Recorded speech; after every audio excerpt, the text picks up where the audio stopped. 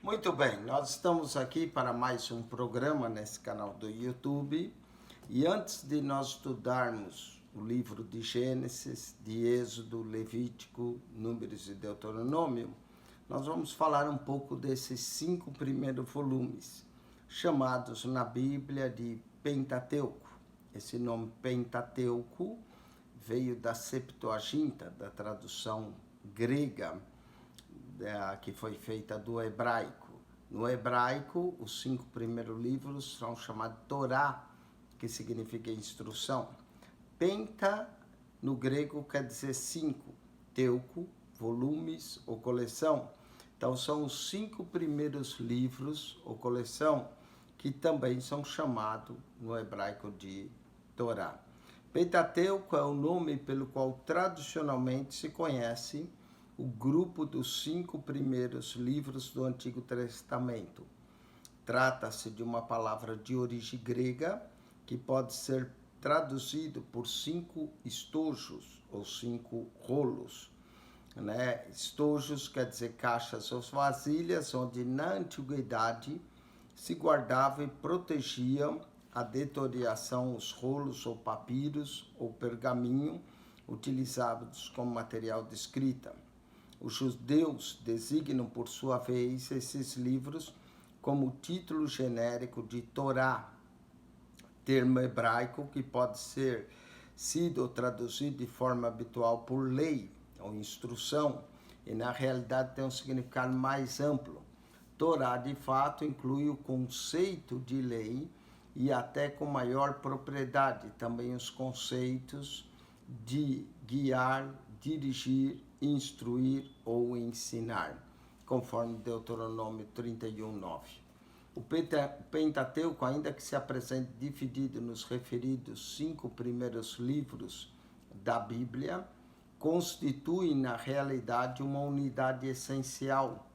A divisão corresponde a uma época já remota, encontrada-se na tradução grega do Antigo Testamento, a chamada Septuaginta ou versão dos 70, que data do 3º século a.C. Os nomes de origem grego adotado pela Igreja Cristã Greco-Latina com títulos desses 5 primeiros livros são o mesmo que foram designados na Septuaginta e corresponde respectivamente ao conteúdo de cada um dos textos que se considera ou destacam o determinado fato ou assunto. Gênesis significa origem, Êxodo significa saída, Levítico significa relativo aos sacerdotes da tribo de Levi, Números, conta ou censo, porque nesse livro vai haver 2 numerações do povo, e Deuteronômio, que quer dizer segunda lei. Os nomes na Torá é diferente. Gênesis é Bereshit, que quer dizer no princípio. Êxodo é Erlehe Shemot, que quer dizer esses são os nomes. Levítico é Vayakria, que chamou o Senhor. Números quer dizer Vayá Daben, Obá Bemidarba, são o nome de livro de números em hebraico, que quer dizer no deserto. E Deuteronômio, ele é Hadaverim, que significa são essas as palavras, ou Devarim. Então, quando nós olhamos esses nomes no hebraico e colocamos os 5 livros juntos, fica assim, ó, Bereshit, quer dizer no princípio, Shemot, esses são os nomes, Vayakra, chamou o Senhor, no deserto, são essas as palavras. Então, colocando, dá uma frase, no princípio, esses são os nomes que chamou o Senhor no deserto para as palavras. Então, é como uma chamada do povo olhando os 5 nomes do livro. Quanto ao Pentateuco, que é a história. A característica geral do Pentateuco, ou Torá, é a alternância de sessões narrativas com outras dedicadas a instruir o povo de Israel, e o regulamento a sua conduta tanto na ordem étnica pessoal e social como muito especial na religiosa. Em uma primeira parte, que abarca todo o Gênesis até capítulo 19 de Êxodo, predomina o gênero narrativo. Nessa seção, os relatos se enlaçam uns aos outros, somente interrompido por algumas passagens de caráter normativo. Em diante, vai prevalecer texto destinado a estabelecer norma e disposição nas quais Deus revela o que quer e espera do seu povo.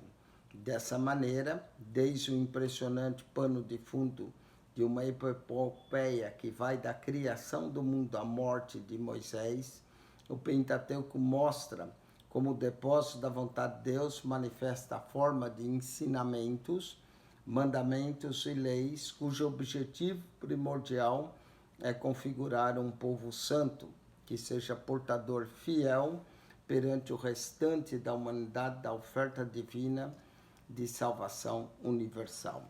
Quanto à formação do Pentateuco, foi uma obra complexa, extensa, de grande valor religioso e cultural, como o Pentateuco manifesta uma série de particularidades estilistas, literárias e temáticas que se deve levar em consideração ao se estudar o processo da sua formação. Em primeiro lugar, há certos textos bíblicos que revelam a existência de fontes anteriores ao próprio Pentateuco, por exemplo, chamado o Livro das Guerras do Senhor, que se expressa em Números 21, 14. Em segundo lugar, achamos diante de uma obra literária rica, um conteúdo e complexo em composição, que frequentemente deixa perceber o eco de diversas etapas e distintos narradores. Assim, ocorre com os textos do Decálogo, que são os 10 mandamentos, Êxodo 20, verso 1 a 17, e Deuteronômio, capítulo 5, verso 1 a 21. E apresenta sessões e catálogos de grandes festas religiosas israelitas, Êxodo 23, 34, Levítico 23 e Deuteronômio 16, 16. Com a despedida também de Agar e Ismael, em Gênesis, com o ocultamento da condição da esposa, nos casos Sara e Rebeca, cada uma das narrações oferece detalhes que a singularização faz aparecer como relato original e não mera repetição de um texto paralelo. Também com respeito ao vocabulário e estilo, observa-se no Pentateuco numerosas matizes diferentes. Assim, em Gênesis, começa com uma dupla apresentação no relato da criação, enquanto a primeira, o Criador, é chamado Elohim, forma hebraica usada para designar Deus. Na segunda, é chamado de Yahweh Elohim, expressão traduzida por Senhor Deus, na versão João Ferreira de Almeida. A partir desses relatos, e até o nome em que Deus revela a Moisés no Monte Horebe, a alternância dos nomes divinos mantém-se como relativa uniformidade. Algumas passagens do Pentateuco caracterizam pelo seu frescor e espontaneidade. Outras, como acontece em Levítico, requer uma linguagem jurídica de grande precisão para tratar de temas legais ou relativos à prática do culto a Israel. E ainda outras, como Deuteronômio, que introduz cálidos acentos, mesmo ao proclamar a lei e ao exortar o povo a obedecer, em devida resposta ao amor de Deus.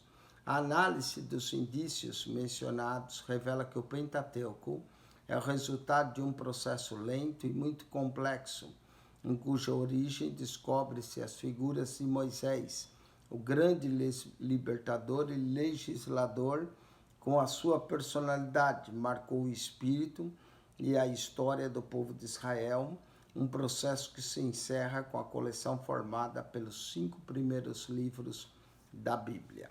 Na formação do Pentateuco, há um importante trabalho inspirado, compila, ordena e redige narrações sérias, genealógicas e conjuntos de leis que durante séculos haviam sido transmitidos oralmente de uma geração para outra. Nele está contido a herança espiritual que Moisés legou ao povo de Israel, uma herança viva, fielmente transmitida, enriquecida com o passar dos séculos. Os principais temas e sessões correspondentes ao Pentateuco pode ser analisado em 7 partes, no esquema seguinte. Primeiro, desde a criação do mundo até a genealogia de Abraão, Gênesis 1 ao capítulo 11. Depois, Gênesis 12 a 50, é a segunda parte, a história dos patriarcas. Depois, Êxodo 1 a 15, a saída do Egito. Depois, Êxodo 16 até o 18, do Egito até o Sinai. Êxodo 19 a Números 10, a revelação do Senhor no Sinai. De Números 10 até o 36, é a sexta parte, desde o Sinai até Moabe. E por último, sétima parte, o livro de Deuteronômio. Assim a gente tem da criação a Abraão, depois de Abraão até o Êxodo, aí depois a saída do Egito, quarto ponto, do Egito ao Sinai, de Êxodo 16 a 18, depois a revelação do Senhor no Sinai, Êxodo 19 a Números 10, e do Sinai até o Moabe, Números 10 a 36, e por último o livro de Deuteronômio. Então, essa é a importância do Pentateuco. O Pentateuco ainda, a importância desses livros é incalculável. Essa importância é compreendida à medida que vemos 5 pontos fundamentais no Pentateuco. Primeiro, o ponto cósmico, que explica o cosmo, dando o único relato antigo que identifica a primeira causa. O princípio unificador do universo procura cegas pela filosofia e clássicos estão compreendidos na primeira sentença. No princípio, criou Deus os céus e a terra. O princípio étnico. Os livros do Pentateuco descrevem o começo e a expansão de 3 divisões raciais do mundo: os semitas, os canaítas e os Yahavistas, que são descendentes de Jafé. Ou poderíamos falar o mundo oriental, o mundo negroide e o mundo ocidental. Histórico. Esses livros são os únicos a traçar a origem do homem numa linha contínua a partir de Adão. Todavia, não é sua atenção apresentar a história completa de todas as raças humanas, mas sim um relato altamente especializado da implantação de um reino teocrático no mundo e do plano de redenção da humanidade. Nesse processo, a história de Israel remonta a Abraão, através de quem Deus prometeu a redenção. Religioso. Esses livros são fundamentais e retratam a pessoa e o caráter de Deus, a criação do homem, a sua queda, as alianças de Deus com o homem, as promessas divinas de trazer a redenção através de um divino redentor. E quinto ponto, além do cósmico, ético, histórico e religioso, o quinto é profético. O livro do Pentateuco são de origem dos temas proféticos mais importantes da Bíblia. É a história centralizada no Messias, associada à profecia centralizada no Messias. Assista o nosso vídeo, A Mensagem da Bíblia, e você vai ver o tema central, que é o Messias. Apresentam em conjunto com a filosofia simétrica da história. As profecias preenchem a interpelação histórica através das demais revelações. Quanto à divisão do Pentateuco, falando dos 5 livros, Gênesis revela a soberania de Deus sobre a criação do homem e das nações e a escolha do povo de Deus. Êxodo mostra o poder de Deus para julgar o pecado e redimir o seu povo. Levítico fala de santidade e a provisão de Deus para uma vida santa. Números mostra a benevolência e severidade de Deus ao disciplinar seu povo, e Deuteronômio da fidelidade de Deus ao cumprir suas promessas. Quanto à ênfase do programa de Deus no estabelecimento do seu reino, nós vamos ter em Gênesis a necessidade e preparação do regulamento do reino de Deus, em Êxodo a inauguração e legislação do reino de Deus, em Levítico a organização espiritual do reino de Deus, em Números a organização política do reino de Deus e em Deuteronômio reorganização do reino para uma vida em Canaã. Vamos ainda falar desses 5 primeiros livros, não é? Esses 5 primeiros livros que nós chamamos de Pentateuco, que vem das 2 palavras gregas, né? 5, penta, teuco, rolos ou coleção, mas é melhor considerar às vezes o Pentateuco um só livro, dividido em 5 partes, ao invés de 5 livros reunidos num só rolo. Dessa forma, respeita-se a sua origem hebraica. Os judeus o chamavam de Torá, lei, ou 5/5 de Moisés, e também a própria unidade que lhe é inerente. Isso não quer dizer que o Pentateuco é uma extensão narrativa, colocada uma ordem cronológica rígida. Logo, fica óbvio ao leitor que ele contém uma grande variedade de material literário. Existe no Pentateuco narrativas, leis, instruções, rituais, sermões, genealogias, poesia, tudo nós vamos encontrar no Pentateuco, reunidos de fontes diferentes. No entanto, significa que o material foi cuidadosamente inserido numa estrutura narrativa com um propósito definido em mente e com objetivos identificáveis por parte do autor ou editor. A história começa com o chamado de Abraão, em Gênesis 12, mas primeiro há um prólogo feito de antigos registros e tradição que destina não só a introduzir os temas principais da narrativa, como também relacioná-los com os propósitos de Deus desse mundo, dos seres humanos caídos, de nações divididas e de uma ordem criada que era originalmente boa.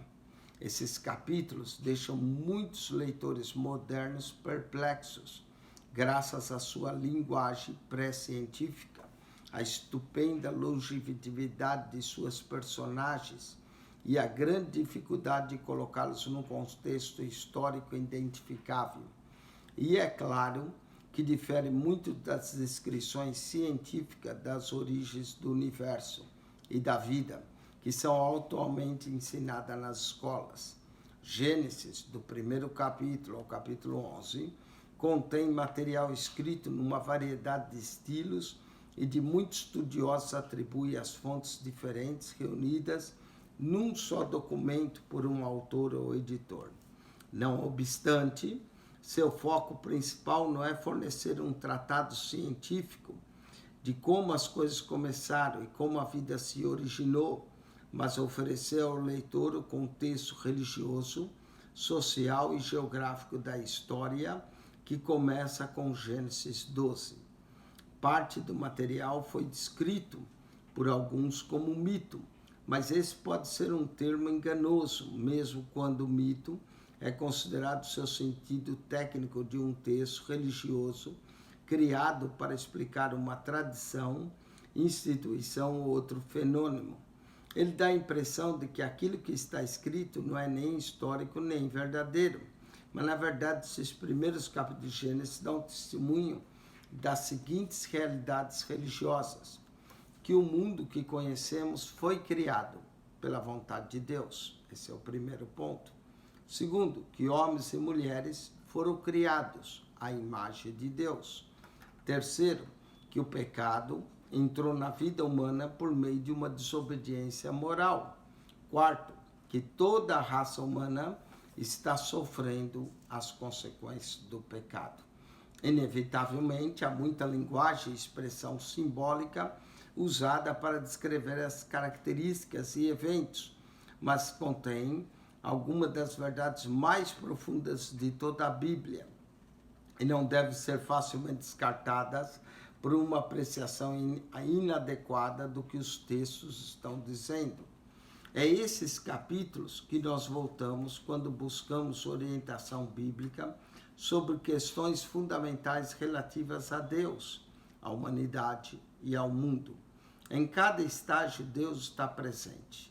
Não apenas o pressuposto, mas agindo constantemente e ativamente. Esse mundo é um mundo de Deus. A história humana é um desdobramento do plano de Deus. E ele é totalmente responsável pelo mundo e tudo que nele há. Todos os povos são criação de Deus, feitos à sua imagem, com capacidades espirituais para bondade, adoração e comunhão com Deus.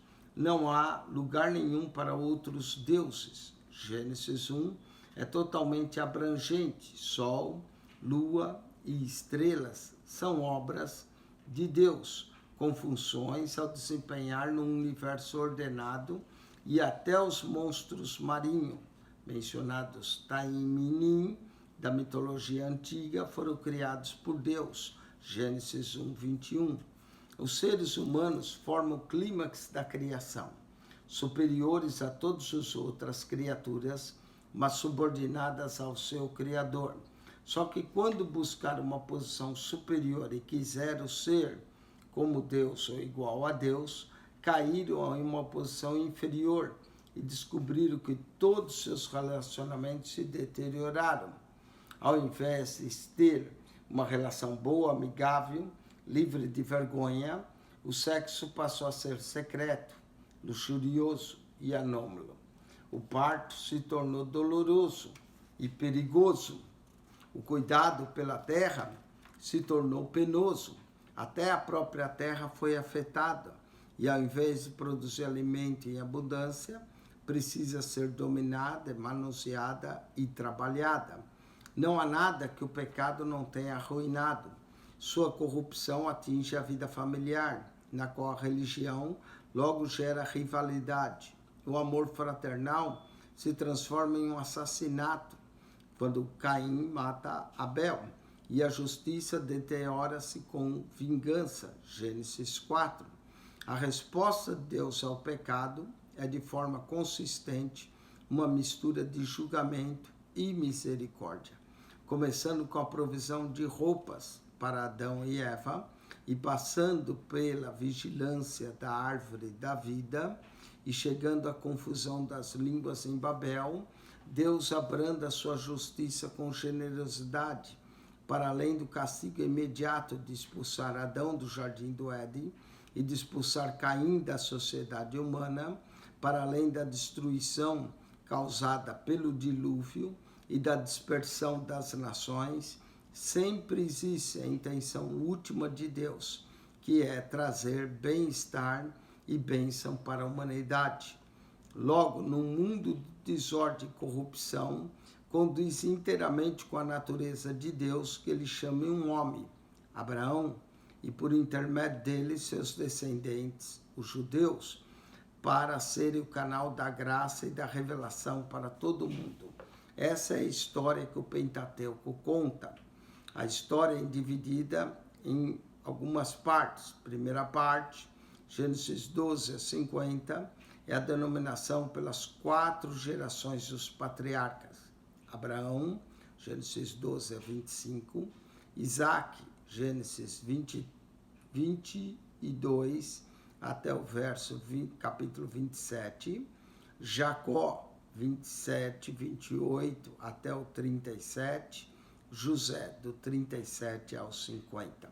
Claro que a história de alguns patriarcas se interlaça em alguns capítulos. A segunda parte nós temos Êxodo a Deuteronômio, denominado como figura alteneira de Moisés, ou a parte da lei. Embora seja extremamente difícil saber com certeza as datas nesse estágio inicial da história de Israel, uma estimativa razoável permite um período de cerca de 600 anos para esses eventos, que vai do ano 1900 a.C. a 1250, aproximadamente. Antes de lermos a história contada nos 5 livros, devemos observar 4 temas principais. Primeiro, o povo escolhido de Deus. O Antigo Testamento foi escrito para o povo de Israel, o povo que via em Jacó, que é igual a Israel, seu ancestral comum, e Abraão como fundador da sua nação. Os cristãos igualmente consideram Abraão o pai de todos aqueles que dependem de Deus pela fé e não de si mesmo. Romanos 4,16. Portanto, lemos a história em que Deus chamou Abraão para se tornar pai de um povo escolhido de Deus, não apenas com um acontecimento num passado distante, mas como algo importante para todos hoje. A ideia de escolha ou eleição divina especial de indivíduos traz consigo 2 características subsidiárias. Primeiro, promessa. Segundo, responsabilidade. Gênesis 12 a 22 está repleto de promessas que Deus fez a Abraão. Abraão recebe a promessa de uma descendência tão numerosa como as estrelas do céu. Ele recebe a terra de Canaã como herança para seus filhos. Ele recebe promessa de um grande nome no futuro, e o favor especial do Senhor seria demonstrado não só a Abraão e sua família, mas a todas as pessoas por intermédio dele. Assim, as promessas de Deus a Abraão não foram apenas para o proveito egoísta de poucos escolhidos. Elas deveriam ser usadas como responsabilidade para que outros pudessem compartilhar dos benefícios no cerne da escolha de Israel por Deus. Há um propósito também missionário. A história de Israel deve ser lida como uma longa história de tentativas desse povo de cumprir suas responsabilidades, com alguns sucessos, mas com muitos fracassos bem evidentes. Segundo, primeiro é o povo escolhido. Segundo, a aliança de Deus. A palavra aliança sugere restrições legais, documentos selados e coisas do gênero. Mas segundo a mentalidade hebraica, a ideia de aliança abrangia todo tipo de relacionamento humano. Era o vínculo que unia pessoas com obrigações recíprocas, seja por meio de um contrato de casamento, um empreendimento comercial ou um compromisso verbal. Era natural que o relacionamento do povo com Deus também fosse expresso em termos de uma aliança. No Pentateuco, essa terminologia de aliança é usada em 3 ocasiões diferentes. Quando Deus prometeu a Noé que não mais destruiria a terra com as águas do dilúvio. Segundo, quando Deus faz suas promessas a Abraão, Gênesis 15, Gênesis 15, 18, 17, 4. Terceiro, quando a aliança do Sinai é estabelecida com Moisés e resumindo o livro das alianças, Êxodo 24, 7. Embora no cotidiano as alianças fossem feitas entre semelhantes, no uso religioso, esses termos sempre se referiam a um relacionamento entre um participante superior e outro inferior. A forma da aliança entre Deus e Israel em Êxodo e Deuteronômio foi esclarecida pela descoberta de tratados hititas da suzerania feitos entre um rei e o seu vassalo. Esses tratados consistem em uma introdução histórica, uma lista de estipulações, maldições e bênçãos invocados sobre as 2 partes, um juramento solene e uma cerimônia religiosa para ratificar a aliança. A maior parte das características pode ser encontrado no modelo das alianças do Antigo Testamento. Mais importante que a forma da aliança, porém, é o seu significado teológico. Terceiro, então vamos lá. Primeiro, o povo escolhido. Segundo, a aliança de Deus. Terceiro, baseia-se na iniciativa de Deus. Deus agiu em misericórdia e soberania, fazendo uma promessa incondicional de jamais castigar a humanidade com outro dilúvio. Gênesis 9:11. Deus escolheu Abraão e seus descendentes para serem canais de misericórdia a um mundo caído. Ele firmou a escolha ao comprometer-se com a nação israelita com as seguintes palavras: farei com que vocês sejam o meu povo e eu serei o Deus de vocês. Êxodo 6:7. Implicava então numa nova relação com Deus. Deus apareceu a Abraão como seu escudo e como Deus Todo-Poderoso, El Shaddai, Gênesis 17:1. Apareceu a Moisés como Yahweh, eu sou o que eu sou, Êxodo 3:14. E mais tarde como Yahvé, o teu Deus que te tirei da terra do Egito. Fazia exigências também morais e rituais do seu povo. As estipulações da aliança incluem essas duas características. O ritual era representado pelo costume da circuncisão dado a Abraão, pelo sábado, o dia do descanso, e por todas as exigências relativas à adoração e ao sacrifício encontrado no Pentateuco. Ao mesmo tempo, as exigências éticas do Pentateuco foram apresentadas nos 10 mandamentos e outras leis. Apesar de parecer à primeira vez que as duas exigências não têm nada em comum, elas convergem na ideia da santidade de Deus. Um Deus santo exige que seu povo reflita o seu caráter, tanto na adoração quanto no comportamento. A lei de Deus. A ideia da lei é central aos 5 livros e, como vimos, deu seu nome de Torá no livro como um todo. Na forma mais simples, abrange os 10 mandamentos, mas ligado a esses havia coleções de leis que foram classificados como o livro da aliança, o Código da Santidade, Levítico 17-26, e a lei do Deuteronômio.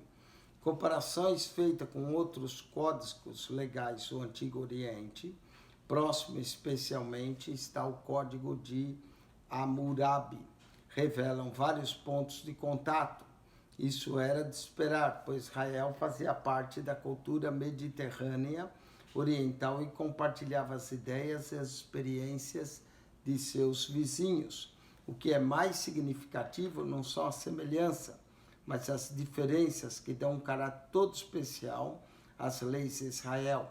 Essas podem ser resumidas como: primeiro, seu monoteísmo rígido, tudo está relacionado com um só Deus. Segundo, sua preocupação notável com os desfavorecidos, escravos, estrangeiros, mulheres e órfãos. Terceiro, seu espírito de comunidade baseado no relacionamento da aliança compartilhado por todo Israel com o Senhor Deus.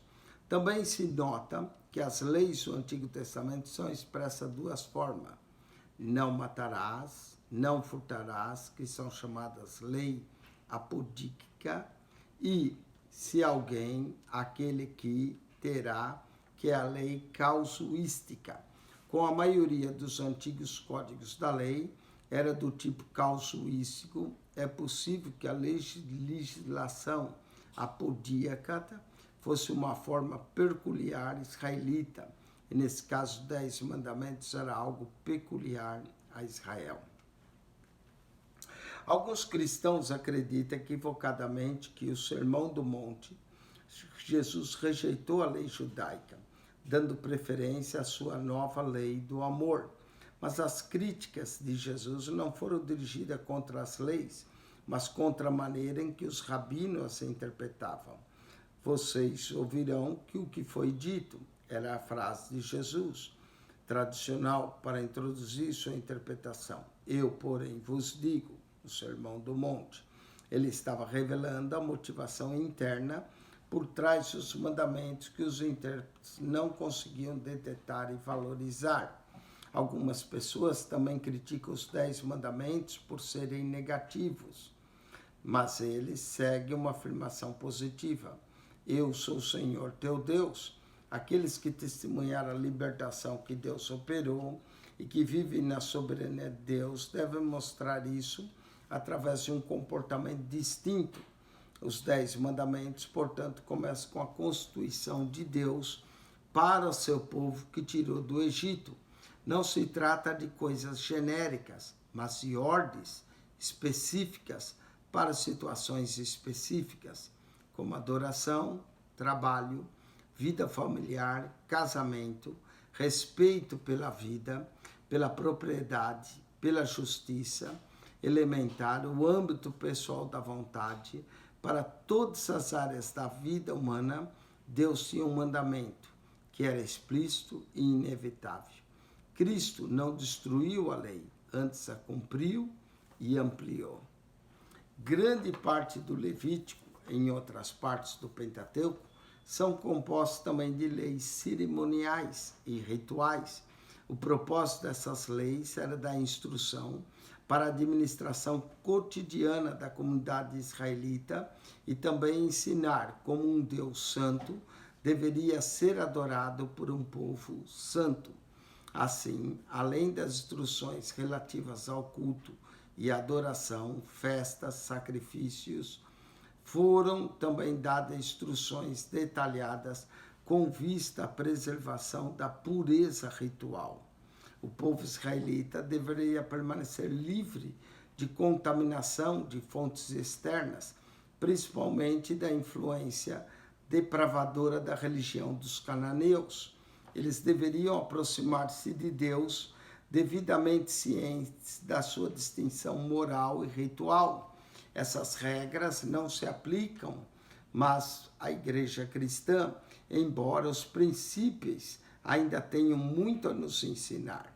É elaborado sistema de sacrifício, cumpriu-se no sacrifício único de Cristo, o Cordeiro perfeito de Deus, por intermédio de quem os pecados são perdoados, e feita a expiação em favor de todos para sempre. Mas, no entanto, apesar de não haver essas leis cerimoniais e rituais, Deus continua nos chamando para uma vida de santidade. Êxodo.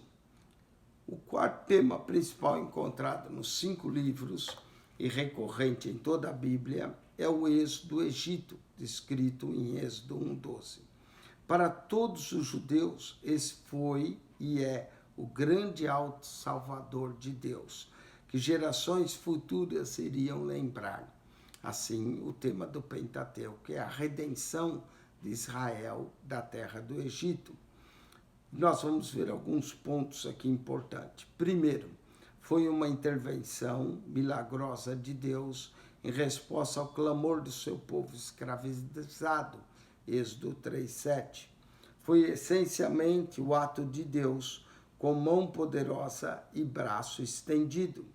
Foi uma grande vitória sobre os deuses do Egito, que demonstrou a supremacia total de Deus. Quarto, foi um momento da história lembrado e recontado anualmente na festa da Páscoa.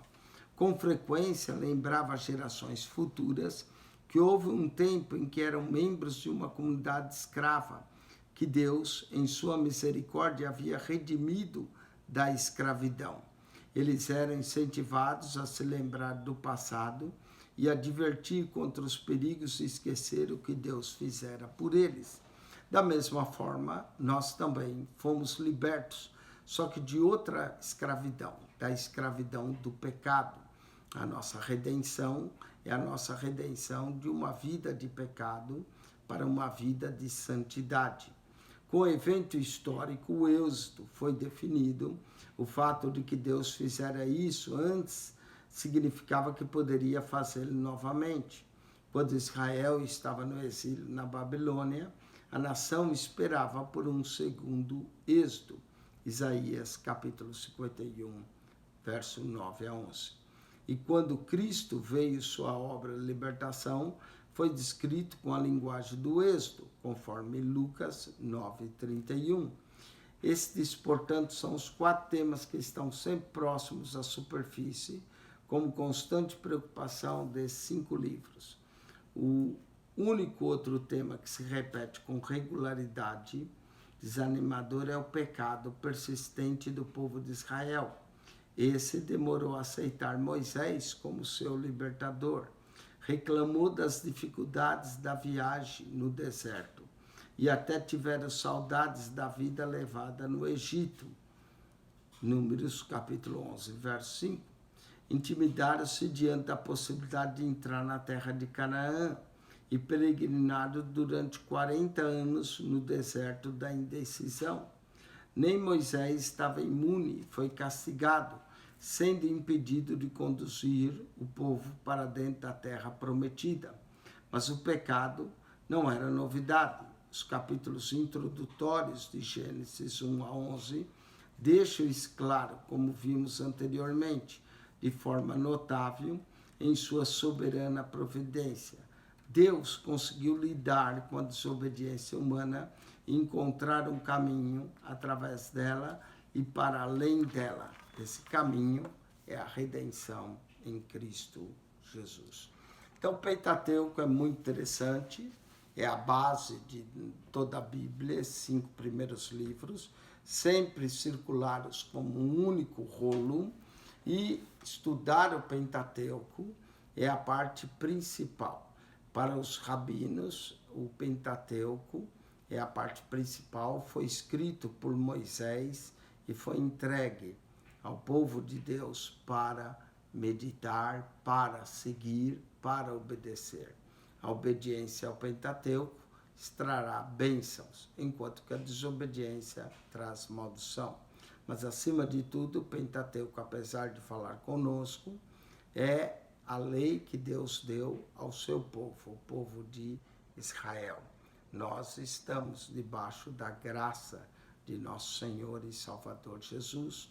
Contudo, há no Pentateuco lições importantíssimas para uma vida santa, para uma vida reta, para uma vida obediente a Deus. Nós devemos obedecer a Deus em santidade. E o Pentateuco nos ensina isso através dos livros. E a desobediência a Deus será sempre punida pelo próprio Deus, através de seus juízos. Então, nós vamos estudar esses livros de forma maravilhosa. Continue aí sintonizado no nosso canal do YouTube. Deus vos abençoe. Quem esteve convosco mais uma vez, pastor Eugênio Piacentini. Divulgue o nosso canal, mande para seus amigos, familiares, e nós voltaremos com mais vídeos para abençoar a sua vida e o seu estudo da Palavra de Deus. Esse vídeo, ele é introdutório da Bíblia e do Pentateuco. Mas logo vamos começar o estudo no livro de Gênesis. Que Deus vos abençoe ricamente em Cristo Jesus. Que a graça de nosso Senhor e Salvador Jesus seja com todos vós. Amém e amém.